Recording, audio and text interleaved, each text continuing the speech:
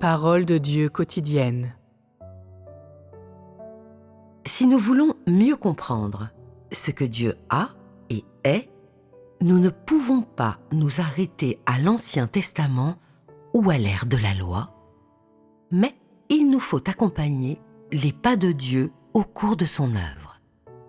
Ainsi, lorsque Dieu acheva l'ère de la loi et commença l'ère de la grâce, nos propres pas sont arrivés à l'ère de la grâce. Une ère empreinte de grâce et de rédemption. Dans cette ère, Dieu a de nouveau fait quelque chose de très important pour la première fois.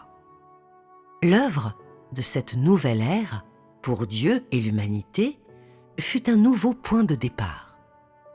Ce nouveau point de départ était, une fois encore, une nouvelle œuvre que Dieu réalisait pour la première fois. Cette nouvelle œuvre était quelque chose sans précédent, que Dieu menait à bien et qui ne pouvait être imaginé par les humains et toutes les créatures. C'est quelque chose qui est maintenant bien connu de tout le monde. C'était la première fois que Dieu devenait un être humain. La première fois qu'il commençait une nouvelle œuvre sous la forme d'un humain, avec l'identité d'un humain. Cette nouvelle œuvre signifiait que Dieu avait accompli son œuvre à l'ère de la loi, qu'il ne ferait ou ne dirait plus quoi que ce soit conformément à la loi. Il ne dirait ou ne ferait plus quoi que ce soit au regard de la loi, ou selon les principes et les règles de la loi. Cela signifie que toute son œuvre, basée sur la loi, était arrêtée pour toujours et ne serait pas poursuivie, car Dieu voulait entamer une nouvelle œuvre et faire de nouvelles choses. Et son plan, une fois encore, avait un nouveau point de départ.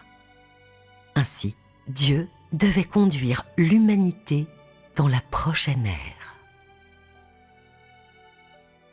Que cela fût une bonne nouvelle ou inquiétante pour les humains dépendait de leur essence. On pourrait dire que ce ne fut pas une heureuse nouvelle, mais que ce fut une nouvelle inquiétante pour certaines personnes.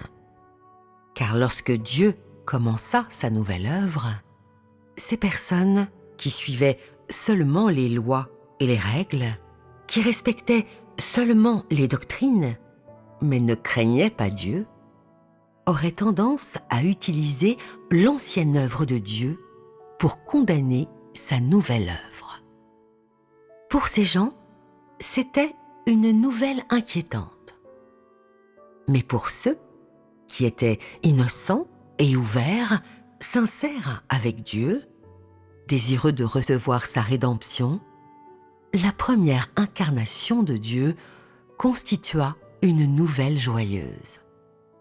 Car depuis qu'il y avait des humains, c'était la première fois que Dieu apparaissait et vivait parmi le genre humain dans une forme qui n'était pas celle de l'esprit. Au contraire, il est né d'un être humain et a vécu parmi les gens comme le Fils de l'homme et a travaillé au milieu d'eux. Cette première fois a brisé les conceptions du peuple et se situait également au-delà de tout ce qu'on pouvait imaginer. De plus, tous les fidèles de Dieu obtinrent un bénéfice tangible. Non seulement Dieu termina l'ère ancienne, mais il abandonna aussi ses vieilles méthodes de travail et son ancien style. Il ne permit plus à ses messagers de transmettre sa volonté. Il ne se camoufla plus dans les nuages et n'apparut plus, ni ne parla aux humains, de façon autoritaire et par le tonnerre. Comme rien d'autre auparavant, à l'aide d'une méthode inimaginable pour les humains, au point qu'il leur était difficile de comprendre ou d'accepter qu'ils deviennent chairs, il devint le Fils de l'homme pour développer l'œuvre de cette terre. Cette démarche prit l'humanité par surprise. Et c'était aussi très dérangeant pour elle, car Dieu, une fois de plus, avait entamé une nouvelle œuvre qu'il n'avait jamais faite avant.